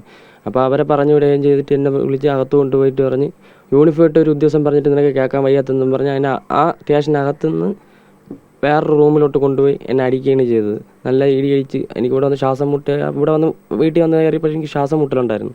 അപ്പോഴത്തേക്കും എന്നെ ഭാര്യ പറഞ്ഞു ചേട്ടാ ഒട്ടും വയ്യെങ്കിൽ ആശുപത്രി പോകുമെന്ന് പറഞ്ഞു. ആശുപത്രി ചെന്ന് അവിടെ ചെന്ന് ഇഞ്ചക്ഷൻ എടുത്ത് അവിടെ ഇട്ടിട്ടൊക്കെ നിൽക്കുന്നത്. പക്ഷേ ഒരു ചെറിയ വിറയലുണ്ട് ഇപ്പോഴും, ശരീരത്തൊക്കെ നല്ല വേദനയുണ്ട്, മൂന്നൂത്ത് നല്ല വേദനയുണ്ട്. ബാത്റൂമിൽ പോയിട്ട് ഇരുന്നിട്ട് എണീക്കാൻ നല്ല പ്രയാസം ഉണ്ടായിരുന്നു എനിക്ക്. നല്ല രീതിയിൽ എന്നെ അടിക്കുന്നത്, എന്തിനാണ് അടിച്ചതെന്ന് പോലും എനിക്കൊരു പിടിയില്ല. അവർ ചോദിച്ചു. ഈ പോലീസ് ഇവിടെ വന്ന് പരാതി നൽകി ആ സ്ത്രീയോട് ഒന്നും അന്വേഷിക്കുകയോ, സന്ദീപ് പറയുന്നത് പോലെ ഭാര്യയുമായി സംസാരിക്കുന്നതിനിടയിലാണ് ആ സ്ത്രീ വരുന്നതെന്ന് പറയുന്നത്, ഭാര്യയോട് ചോദിക്കുകയോ ഒന്നും ചെയ്തിട്ടില്ല? ഇല്ല, എൻ്റെ ഭാര്യ ചോദിച്ചിട്ടില്ല. എൻ്റെ ഭാര്യ അടുത്ത് ഞാൻ മാത്രമാണ് സ്റ്റേഷനിൽ പോയി. ഇവിടെ ഒന്നും ചോദിച്ചിട്ടില്ല, അവിടെ അടുത്തും ചോദിച്ചിട്ടില്ല. ഇന്നുവരെ ആരും ഇവിടെ ഒന്നും ചോദിച്ചിട്ടില്ല. അയൽവക്കത്ത് ആരടുത്തും ഒന്നും ചോദിച്ചില്ല. ഇവിടെ ഇങ്ങനെ ഒരു വിഷയം നടന്നിട്ടുണ്ടോന്നൊന്നും തിരക്കിയിട്ടില്ല അവർ. ഈ സന്ദീപ് ഇപ്പോൾ പോലീസ് നടത്തിയ ഈ സമാനതകളില്ലാത്ത ക്രൂരതയ്ക്കെതിരെ ഉന്നത പോലീസ് ഉദ്യോഗസ്ഥർക്ക് മുഖ്യമന്ത്രിക്കൊക്കെ പരാതി കൊടുക്കാൻ തന്നെയാണ് തീരുമാനിച്ചിട്ടുള്ളത്? തീരുമാനം എന്നെ അടിച്ച രീതിയിൽ അമ്മ വന്ന ഉടനെ പരാതി കൊടുക്കാൻ തന്നെയാണ് ഇരിക്കുന്നത്. ഞങ്ങൾ ഒരു പിന്നോക്ക വിഭാഗത്തിൽപ്പെട്ട ഒരാൾ കൂടിയാണ്, ഒരു വനവാസി യുവാവ് കൂടിയാണ്. ഭാര്യ ഇവിടെ തൊട്ടടുത്ത ഒരു സെറ്റിൽമെന്റ് കോളനിയിലെ വാസിയാണ്. അത്തരത്തിലൊരു പിന്നോക്കം നിൽക്കുന്ന ഒരാളെന്ന നിലയ്ക്കാണ് പോലീസ് ഇത്തരത്തിൽ ചോദിക്കാൻ ആരുമില്ല എന്നുള്ള ധൈര്യത്തിലാണ് പോലീസ് ഇത്തരത്തിൽ പെരുമാറിയത്? അതിൻ്റെ പേരിലായിരിക്കും അവർ പെരുമാറിയത്. അല്ലെങ്കിൽ ഇങ്ങനെയൊന്നും അവർ എൻ്റെ കൂടെ ആരെങ്കിലും ഉണ്ടായിരുന്നു ഇങ്ങനെയൊന്നും അവരുടെ അടുത്ത് ചെയ്യില്ലായിരുന്നു.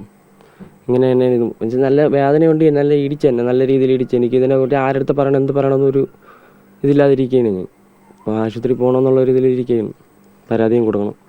വീണ ഇപ്പോൾ സന്ദീപ് സൂചിപ്പിച്ചതുപോലെയാണ്. കാരണം ചോദിക്കാൻ ആരുമില്ലാത്തവരോട് എന്ത് ക്രൂരതയും കാണിക്കാമെന്ന പോലീസിന്റെ ഹുങ്ക് തന്നെയാണ് നമ്മൾ കഴിഞ്ഞ ദിവസങ്ങളിൽ ബിന്ദുവിന്റെ വിഷയത്തിൽ കണ്ടത്. ഇപ്പോൾ സന്ദീപിന്റെ വിഷയത്തിൽ നമ്മൾ കാണുന്നത്. ഞാൻ നേരത്തെ സൂചിപ്പിച്ചതുപോലെ ഇത്തരത്തിലൊരു ചോർന്നൊലിക്കുന്ന വീട്ടിൽ, ഇത്തരത്തിലൊരു കഷ്ടപ്പെട്ട് കഴിയുന്ന ഒരു വീട്ടിൽ, ഒരു 1.5 വയസ്സ് മാത്രം പ്രായമുള്ള ഒരു കുഞ്ഞുമായി കഴിയുന്ന, ഭാര്യയും മാത്രമായി കഴിയുന്ന ഒരു ചെറുപ്പക്കാരനോടാണ് ആരും ചോദിക്കാനില്ല എന്ന തരത്തിലൊരു പരാതി ലഭിച്ച ഉടനെ ആ പരാതിയുടെ മെരിറ്റ് ഉണ്ട് എങ്കിൽ പോലീസ് അന്വേഷിക്കുന്നതിലും പോലീസ് നടപടി സ്വീകരിക്കുന്നതിലൊന്നും തന്നെ ആരും എതിരല്ല. ഇത്തരത്തിൽ സാധാരണക്കാരായി ജീവിക്കുന്ന ഒരു വനവാസി യുവാവിനെ നേരെയാണ് പോലീസ് ഇത്തരത്തിലൊരു ക്രൂരമായ, പൈശാചികമായ ഒരു നടപടി കാട്ടിയിരിക്കുന്നത് എന്ന് നമുക്ക് പറയാൻ സാധിക്കും. കണ്ണില്ലാത്ത ക്രൂരതയാണ് പോലീസിൻ്റെ ഭാഗത്ത് നിന്ന് ഉണ്ടായിരിക്കുന്നതെന്ന് നമുക്ക് പറയാൻ സാധിക്കും. കാരണം നമ്മൾ സന്ദീപിൻ്റെ ശരീരഭാഗങ്ങളൊക്കെ തന്നെ നോക്കുന്ന സമയത്ത് ഇപ്പോഴും നീരടിച്ചിരിക്കുന്ന ശരീരഭാഗങ്ങൾ നമുക്ക് കാണാൻ സാധിക്കും. പോലീസിന് ആരാണ് ഇത്തരത്തിൽ അധികാരം നൽകുന്നത്? ഒരു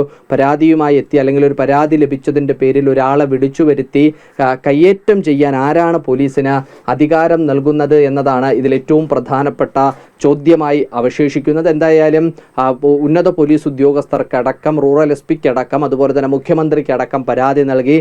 SC/ST വകുപ്പ് പ്രകാരം പട്ടികജാതി മനുഷ്യാവകാശ കമ്മീഷനുകൾക്കെല്ലാം പരാതി നൽകി. എന്തായാലും മുന്നോട്ട് പോകാനാണ് നിലവിൽ സന്ദീപ് തീരുമാനമെടുത്തിരിക്കുന്നത്. സന്ദീപിൻ്റെ കുടുംബം തീരുമാനമെടുത്തിരിക്കുന്നത്. അമ്മ തിരുവനന്തപുരത്ത് നഗരത്തിൽ ഒരു വീട്ടിൽ ജോലിക്ക് പോയിരിക്കുന്നതാണ്. ഒരു വീട്ടിൽ ജോലിക്ക് പോയാണ് അങ്ങനെയും കഴിയുന്ന ഒരു സാധാരണ കുടുംബമാണ്. അപ്പോൾ അവർ കൂടി വന്നതിനു ശേഷം തുടർ നടപടിയിലേക്ക് പോകണമെന്നാണ് തീരുമാനിക്കുന്നത്. എന്തായാലും ഞാൻ നേരത്തെ സൂചിപ്പിച്ചതുപോലെ കണ്ണില്ലാത്ത, സമാനതകളില്ലാത്ത ക്രൂരതയാണ് പാലോട് പോലീസിന്റെ ഭാഗത്ത് നിന്ന് ഈ ചെറുപ്പക്കാരനെതിരെ ഉണ്ടായിരിക്കുന്നത്. വീണ, ശരിയാക്കി. ലോകത്തെ ഏറ്റവും വലിയ കണ്ടെയ്നർ കപ്പലായ MSC അരീന വിഴിഞ്ഞം തുറമുഖത്ത് ഇന്നലെ രാത്രി കപ്പൽ വിഴിഞ്ഞം പുറം കടലിലെത്തി. കപ്പൽ മറ്റന്നാൾ ബർത്തിലെത്തും. മലയാളിയായ തൃശൂർ സ്വദേശി വില്ലി ആന്റണിയാണ് പടുകൂറ്റൻ കപ്പലിന്റെ ക്യാപ്റ്റൻ. സൗത്ത് ഏഷ്യൻ തുറമുഖങ്ങളിൽ ഐറീന എത്തുന്നത് ഇതാദ്യമാണ്. സിംഗപ്പൂരിൽ നിന്നാണ് കപ്പലിന്റെ വരവ്. വിഴിഞ്ഞത്ത് നിന്ന് യൂറോപ്പിലേക്ക് പോകും. ഒരേ വലിപ്പവും കണ്ടെയ്നർ ശേഷിയുമുള്ള 6 കപ്പലുകളിൽ MSC തുർക്കിയും മിഷേലും നേരത്തെ വിഴിഞ്ഞം തുറമുഖത്ത് എത്തിയിരുന്നു.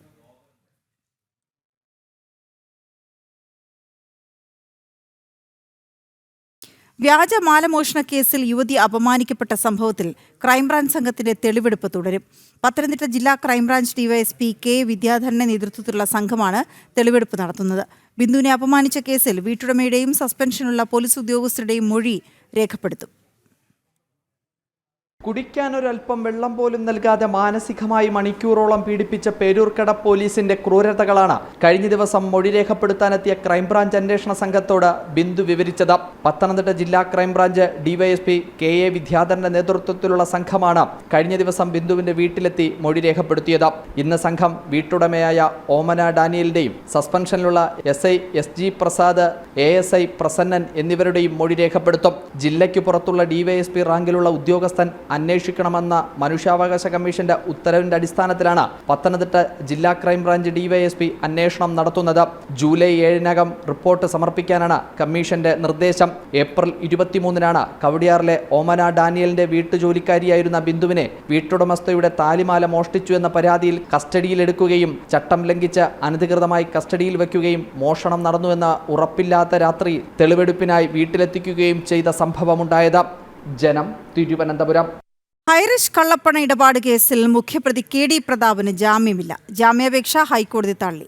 ഓൺലൈൻ മൾട്ടി ലെവൽ മാർക്കറ്റിംഗിലൂടെ കോടിക്കണക്കിന് രൂപയുടെ കള്ളപ്പണ ഇടപാട് നടത്തിയെന്നാണ് ED കേസ്. 2024 ജൂലൈയിലാണ് പ്രതാപനെ എൻഫോഴ്സ്മെന്റ് ഡയറക്ടറേറ്റ് അറസ്റ്റ് ചെയ്തത്.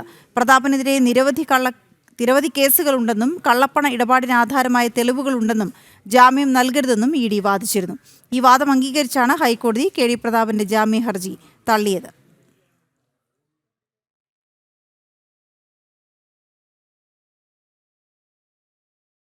പത്തനംതിട്ടയിൽ ഹൈക്കോടതി അഭിഭാഷകൻ പ്രതിയായ പോക്സോ കേസ് അട്ടിമറിയിൽ ഗുരുതര കണ്ടെത്തൽ. 1-ാം പ്രതി നൌഷാദും 2-ാം പ്രതിയും CWC ചെയർമാന്റെ ഓഫീസിലെത്തി കേസ് ഒത്തുതീർപ്പാക്കാനോ സ്വാധീനിക്കാനോ ശ്രമിച്ചെന്നാണ് ആഭ്യന്തര വകുപ്പിന്റെ കണ്ടെത്തൽ. അന്വേഷണത്തിൽ വീഴ്ച വരുത്തിയ പോലീസ് ഉദ്യോഗസ്ഥരുടെ സസ്പെൻഷൻ ഉത്തരവിലാണ് ഈ പരാമർശങ്ങളുള്ളത്. കോന്നി ഡിവൈഎസ്പി SHO എന്നിവരെ സസ്പെൻഡ് ചെയ്തുകൊണ്ടുള്ള ആഭ്യന്തര വകുപ്പ് ഉത്തരവിൽ കേസ് അട്ടിമറിയുമായി ബന്ധപ്പെട്ട് ചേർത്തിരിക്കുന്ന പ്രധാന പരാമർശങ്ങൾ ഇങ്ങനെ: 1-ാം പ്രതി നൌഷാദ് തോട്ടത്തിൽ, 2-ാം പ്രതി എന്നിവർ ചേർന്ന് കേസിന്റെ തുടക്കത്തിൽ CWC ഓഫീസിലെത്തി ചെയർമാനെ നേരിട്ട് കണ്ടു. കേസ് ഒത്തുതീർപ്പിനോ സ്വാധീനിക്കാനോ ശ്രമിച്ചു. അതിജീവിത ശക്തമായ നിലപാട് സ്വീകരിച്ചതോടെ CWCക്ക് റിപ്പോർട്ട് പോലീസിന് കൈമാറേണ്ടി വന്നു. 10 ദിവസത്തിന് ശേഷമാണ് CWC റിപ്പോർട്ട് പോലീസിന് കൈമാറിയതെന്നും കണ്ടെത്തലുണ്ട്. ഇത് പ്രതികൾക്ക് ഗുണകരമായെന്നും വിലയിരുത്തൽ. 1-ാം പ്രതിയുടെയും ഭാര്യയുടെയും ഫോൺ കോൾ രേഖകൾ പരിശോധിച്ചാണ് കേസ് അട്ടിമറി ശ്രമങ്ങളുമായി ബന്ധപ്പെട്ട വിവരങ്ങൾ കണ്ടെത്തിയത്. കേസിന്റെ തുടക്കത്തിൽ ഗുരുതര വീഴ്ച വരുത്തിയതിനാണ് വകുപ്പുതല അന്വേഷണത്തിനൊടുവിൽ കഴിഞ്ഞ ദിവസം Konni DYSP Rajappan D, CI Sreekanth P എന്നിവരെ സസ്പെൻഡ് ചെയ്തത്. 1-ാം പ്രതിയായ ഹൈക്കോടതി അഭിഭാഷകനും UDF കാലത്തെ ഗവൺമെന്റ് പ്ലീഡറുമായിരുന്ന നൌഷാദ് തോട്ടത്തിലിനെ സംരക്ഷിക്കുന്ന വിധമായിരുന്നു പോലീസ് അന്വേഷണമെന്ന പരാതിയിലാണ് വകുപ്പുതല ആഭ്യന്തര അന്വേഷണം നടത്തിയത്. മാസങ്ങളോളം ഒളിവിൽ കഴിഞ്ഞ പ്രതിയെ പിടികൂടാൻ പോലും പോലീസ് ശ്രമിച്ചിരുന്നില്ല. ഹൈക്കോടതി മുൻകൂർ ജാമ്യാപേക്ഷ തള്ളിയതോടെ പ്രതി പിന്നീട് സുപ്രീം കോടതിയിൽ നിന്നും ജാമ്യം നേടുകയായിരുന്നു. 17-കാരിയെ അതിജീവിതയുടെ ബന്ധുവിന്റെ സഹായത്തോടെ പീഡിപ്പിച്ചുവെന്നാണ് കേസ്. ജനം, പത്തനംതിട്ട. ചലോ LOC.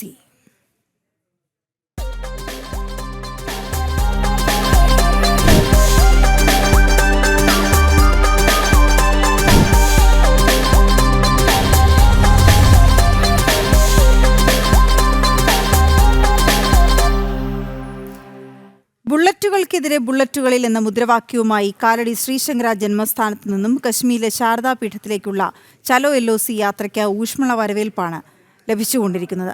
4-ാം ദിവസമായി ഇന്ന് തെലങ്കാനയിൽ യാത്ര ഫ്ലാഗ് ഓഫ് ചെയ്തു. ഞങ്ങളിപ്പോൾ ഹൈദരാബാദിലാണുള്ളത്. ഇന്ന് നാഗ്പൂരിലേക്ക് പോവാണ്. ഞങ്ങൾ പൊതുവെ രാവിലെ 4:30 മണിക്ക് സ്റ്റാർട്ട് ചെയ്യുന്നതാണ്.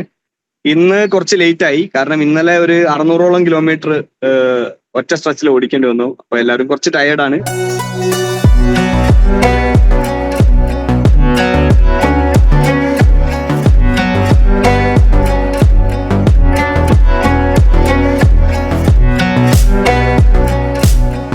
സ്വീകരണത ഇത് നമുക്കിവിടെ സ്വീകരിക്കാൻ വേണ്ടി വന്നിരിക്കുന്ന ആളുകളാണ് ഹൈദരാബാദിൽ. ചലോ ലോക് യാത്ര ഹൈദരാബാദിലേക്ക് ഇന്നലെ എത്തിച്ചേർന്നു. ഇന്നലെ രാത്രിയോടുകൂടി കാലാടി ആദിശങ്കർ മഠത്തിലെ സ്വീകരണം നൽകി. അതിനുശേഷം ഇന്ന് നമ്മൾ യാത്ര തുടർന്ന യാത്രയിൽ ഇവിടുത്തെ സിറ്റിംഗ് MP ആയിട്ടുള്ള ഈട്ല രാജേന്ദ്രകാരുടെ വീട്ടിൽ നമുക്ക് എല്ലാവർക്കും ബ്രേക്ക്ഫാസ്റ്റ് ഏർപ്പാട് ചെയ്തിട്ടുണ്ട്.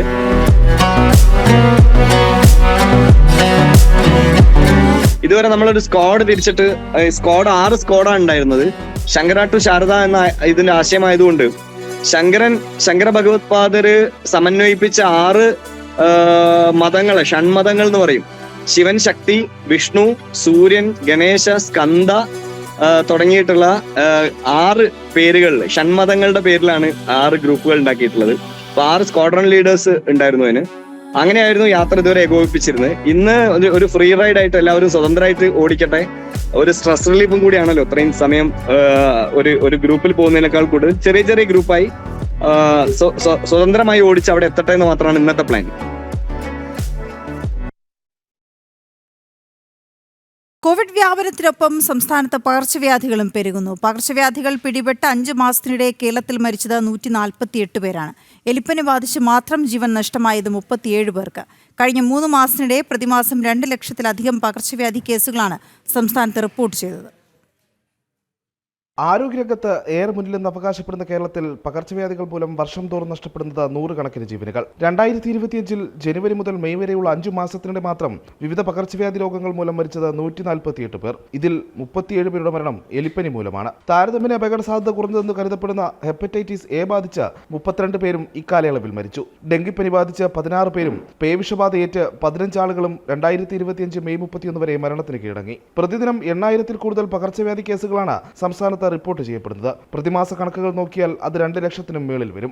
മലിനജലത്തിലൂടെയും വായുവിലൂടെയും പടരുന്നതും കൊതുകും എലിയും ഒക്കെ പരത്തുന്നതും പോലെയുള്ള രോഗങ്ങളാണ് ഭീഷണിയായി മുന്നിലുള്ളത്. മഴക്കാല പൂർവ്വ ശുചീകരണത്തിലടക്കം സർക്കാർ വരുത്തിയ വീഴ്ചകൾ പകർച്ചവ്യാധി വ്യാപനത്തിന് കാരണമായെന്ന് പറയാം. കോവിഡ് മരണങ്ങൾ സംസ്ഥാനത്ത് വീണ്ടും ആശങ്ക പരത്തുന്നതിനിടെയാണ് പകർച്ചവ്യാധി മരണങ്ങളുടെ വിവരങ്ങളും പുറത്തുവരുന്നത്. ജനം, തിരുവനന്തപുരം. കോഴിക്കോട് കോർപ്പറേഷന്റെ കീഴിലെ സാംസ്കാരിക നിലയങ്ങൾ ഉൾപ്പെടെയുള്ള സ്ഥാപനങ്ങളുടെ പേരുമാറ്റി ഇസ്ലാമികവൽക്കരണത്തിന് കൂട്ടുനിൽക്കുകയാണ് എന്ന ആരോപണം ശക്തം. കോംട്രസ്റ്റ് മുതൽ ടൗൺ ഹാൾ വരെയുള്ള റോഡിന് പ്രമുഖ സാഹിത്യകാരൻ ഉറൂബ് എന്ന തൂലികാനാമത്തിൽ അറിയപ്പെടുന്ന PC കുട്ടിക്കൃഷ്ണൻ എന്നുള്ള പേരുമാറ്റി UA ഖാദർ റോഡ് എന്നാക്കിയതിലാണ് പ്രതിഷേധം. നേരത്തെ തളി ക്ഷേത്ര പരിസരത്തെ ജൂബിലി ഹാളിന്റെ പേരുമാറ്റി അബ്ദുറഹ്മാൻ സാഹിബ് മുഹമ്മദ് മെമ്മോറിയൽ എന്ന ആക്കിയതിലും വിമർശനമുയർന്നിരുന്നു. 1997 കോംട്രസ്റ്റ് മുതൽ ടൗൺ ഹാൾ വരെയുള്ള ഈ റോഡിന് ഉറൂബ് റോഡ് എന്ന് പേരിട്ടത്. സാഹിത്യ നഗരത്തിന് ഏറ്റവും അനുയോജ്യമായ പേര്. എന്നാൽ ഈ പേരുമാറ്റത്തിന് പിന്നിൽ കോർപ്പറേഷന്റെ ചില അജണ്ടകളുണ്ടെന്നാണ് ഉയരുന്ന പ്രധാന ആരോപണം. കോംട്രസ്റ്റ് മുതൽ ടൗൺ ഹാൾ വരെയുള്ള റോഡ് ഇനി മുതൽ അറിയപ്പെടുക UA ഖാദർ എന്ന പേരിലായിരിക്കും. മെയ് 28 ചേർന്ന കൌൺസിലിലായിരുന്നു UA ഖാദറിന്റെ പേരിടാനുള്ള തീരുമാനം. വലിയങ്ങാടി വാർഡ് കമ്മിറ്റിയുടെ തീരുമാനപ്രകാരമാണ് അജണ്ട കൌൺസിലിൽ എത്തിയത്. 205 അജണ്ടകളുമായി എത്തിയ കൌൺസിലിൽ 174-ാം അജണ്ടയായിരുന്നു പേരുമാറ്റം. എന്നിട്ടും കോർപ്പറേഷൻ അനുമതി നൽകി. പുനർനാമകരണമല്ലെന്ന പ്രതിപക്ഷാംഗങ്ങളെ തെറ്റിദ്ധരിപ്പിച്ചുകൊണ്ടായിരുന്നു കോർപ്പറേഷന്റെ നീക്കം. പലതവണ റോഡിൽ ഉറൂബിന്റെ പേരുള്ള ബോർഡ് സ്ഥാപിച്ചിരുന്നു. പക്ഷേ അതെല്ലാം സാമൂഹ്യ വിരുദ്ധർ നശിപ്പിച്ചു.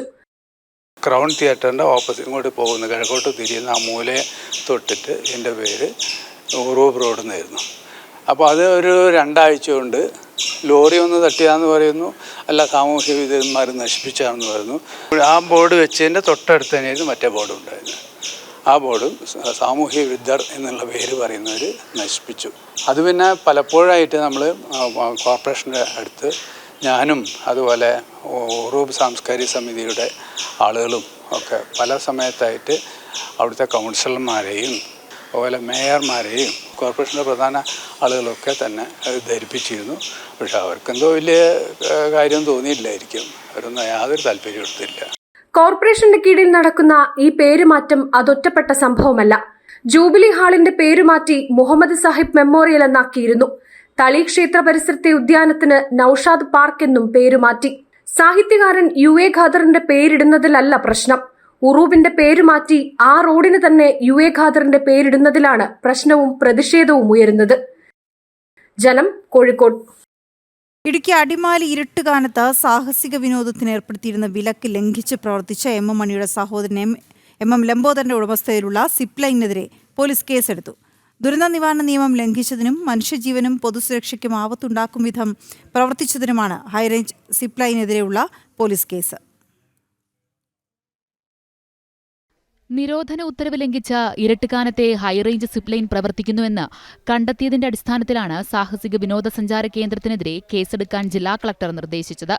30-ാം തീയതിക്ക് മുൻപ് വരെ ജില്ലയിലെ ടൂറിസം കേന്ദ്രങ്ങളിൽ എല്ലാം തന്നെ വിലക്കേർപ്പെടുത്തിയിരുന്നു.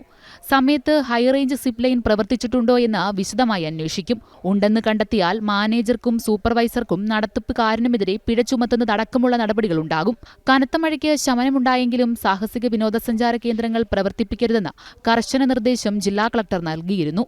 ഇതിന് പുല്ലുവില കൽപ്പിച്ചാണ് ഹൈറേഞ്ച് സിപ്പ് ലൈൻ പ്രവർത്തിച്ചിരിക്കുന്നത്. പ്രദേശത്തെ മറ്റ് സിപ്പ് ലൈനുകളിലും പ്രവർത്തിച്ചിരുന്നോ എന്ന് പരിശോധിക്കാനും ജില്ലാ കളക്ടർ പോലീസിന് നിർദ്ദേശം നൽകി. ജനം, ഇടുക്കി. സംസ്ഥാനത്ത് വരും മണിക്കൂറിൽ ഇടിയോടുകൂടിയ ശക്തമായ മഴയ്ക്ക് സാധ്യത. 6 ജില്ലകളിൽ ഓറഞ്ച് അലർട്ട്. കൊല്ലം, പത്തനംതിട്ട, ആലപ്പുഴ, കോട്ടയം, ഇടുക്കി, എറണാകുളം ജില്ലകളിലാണ് ഓറഞ്ച് അലർട്ട്. മറ്റ് 8 ജില്ലകളിൽ യെല്ലോ അലർട്ടാണ്.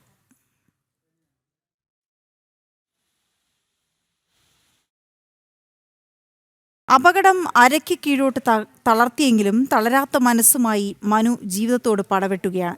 2006-ൽ അപകടം ലക്ഷങ്ങൾക്ക് മേൽ കരിനിഴൽ വീഴ്ത്തിയെങ്കിലും തളർന്നിരിക്കാൻ ഈ ചെറുപ്പക്കാരൻ കൂട്ടാക്കിയില്ല. കുടനിർമ്മാണത്തിലൂടെ ജീവിതം കരുപിടിപ്പിക്കുകയാണ് മനു.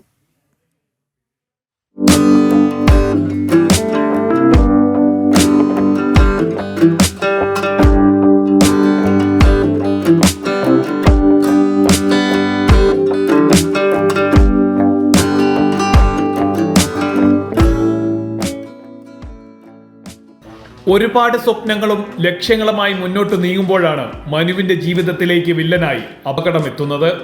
2006-ൽ തൃശൂർ നഗരത്തിൽ വെച്ചുണ്ടായ ബൈക്ക് അപകടത്തിൽ മനുവിന്റെ അരയ്ക്ക് കീഴ്പോട്ട് തളർന്നുപോയി. തുടർന്ന് 5 വർഷത്തോളം കിടന്ന കിടപ്പിൽ, പരസഹായമില്ലാതെ എഴുന്നേക്കാൻ പോലും സാധിക്കാത്ത അവസ്ഥ. ആ കിടപ്പിൽ നിന്നുമാണ് ആനപ്പാറ കുന്നുമ്മൽ വീട്ടിൽ മനുവിന്റെ ജീവിതത്തിലെ 2ാം ഇന്നിംഗ്സ് ആരംഭിക്കുന്നത്.